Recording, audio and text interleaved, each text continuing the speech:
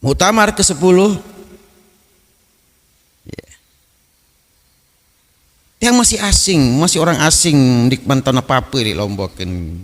Karena tiang berangkat dari sini ndik mantau ngaji umur 11 tahun masih bangga-bangga, balik ke Lombok umur 30 tahun. Di sanalah tiang mulai belajar, mulai membaca, mulai mendengar, memperhatikan. Muktamar 10. Ya. Tiang orang masih orang muda ya. 33 atau 34 tahun umur tiang. Masih muda. 97 ya. Ya berarti 33 tahun. 33 tahun.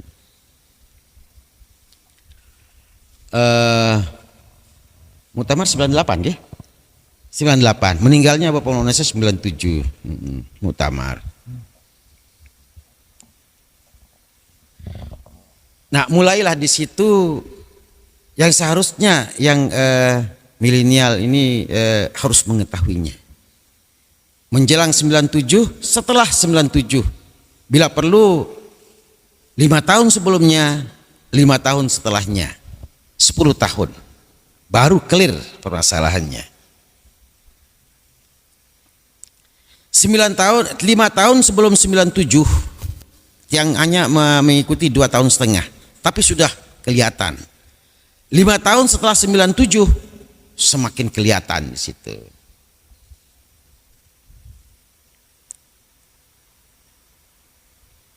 Allah.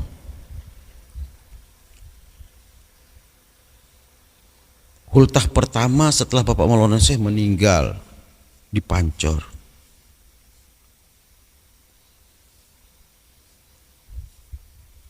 Kolam-kolam yang ada di sekitar Pancor, di Pancor dan sekitarnya itu dikeringin. Petais wah nih kita, anda nak tahu petais, banyak pun petais saya kokoh nih kendah. Di setiap gang-gang nih ke teng gondrong-gondrong yuk kelewang. Tidak, suasananya tidak seperti tahun-tahun sebelumnya. Bahwa masyarakat di sana menerima pendatang yang datang hultah. Tapi tahun itu hultah mencekam sekali. Mirip-mirip tahun 80 ketika ada pemberontakan di Saudi, di Mekah. Gang-gang itu ditutup, bau mayat, bau macam di situ. Tiang saksikan lagi di Pancor. Menambuk dengan yang pro Bapak Maulana Syekh itu. Tiang nyupir pulang dari hultah.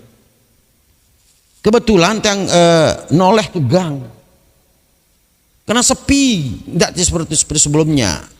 Dibuatan penghadangan tereng-tereng. Kebetulan yang noleh ke kanan, Mukmarun apurun, bunyi, la ilaha illallah. Ada apa-apaan ini? Kita kan orang Islam.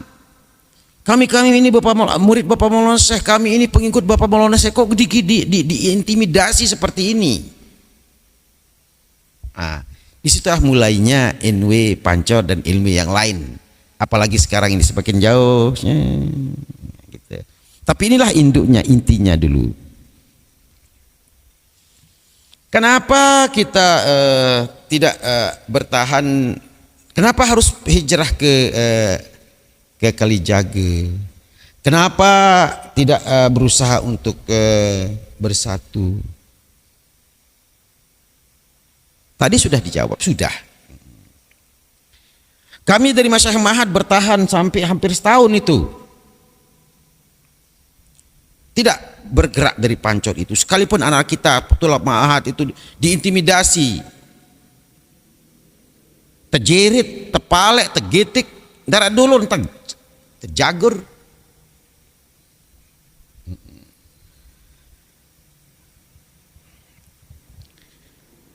Banyak menjadi uli lagu kan sekarang sudah 25 tahun ya, Jadi mungkin para wahtowa saksi-saksinya. Tapi tiang sendiri termasuk menjadi saksi. Kita bertahan di Pancor.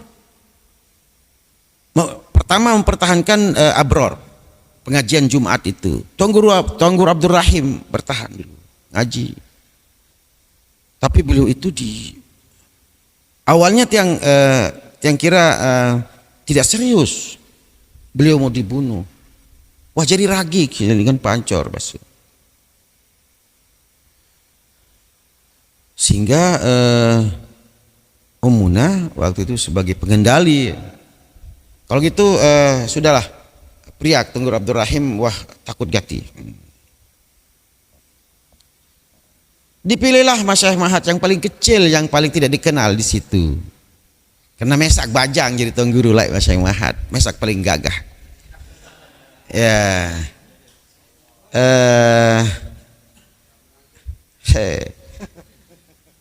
Tuangguru Zainal diperintahlah siatu tiang untuk oleh Muna untuk mengisi pengajian Jumat itu. Benar, tiang.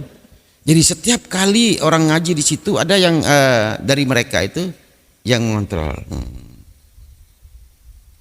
Kita arwah nilai malimat ke sebelah kanan, jendela-jendelanya itu mulai ngintih. Dek ye. Yang dicari tahu nggak Abdul Rahim. Jumat keduanya, Jumat ketiganya. Emang arak je dapat takut. Lagu untung Pak Sulhi ya jadi jemput tiang dulu Pak Sulhi ke rumah. Jauh kelewang arak setengah motor niki. Jadi apa kelewang lalu. Antar tiang selesai balik. Tapi alhamdulillah ini tiang tahadus bin Ni'mah. Setiap kali selesai pengajian kita tiang iring umirah. Sila barang nyampah nih sila Tuangguru sila. Kedua, ketiga Jumat arah ida ya takut-takut. Tiang diberikan motivasi lagi oleh umirah. Bisik-bisik tiang. Tuangguru tiang sudah dengar Maulana Syekh. Satu saat Abror ini perlu dipertahankan. Saya mampu pertahanan Abror nih yang jadi dengan belik basin. Buruk takut terus. Berkurang takut teke. Mati ya neng.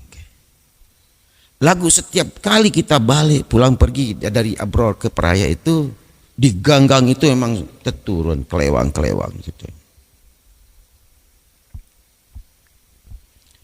Kemudian muktamar. Sebelum muktamar, sering sekali kita berdebat sama Masyayikh Mahat itu.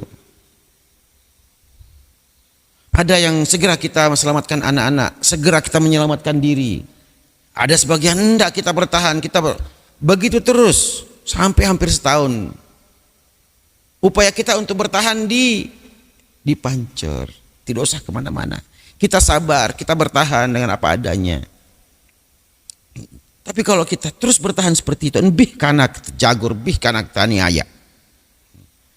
Oke, dah kita pindah.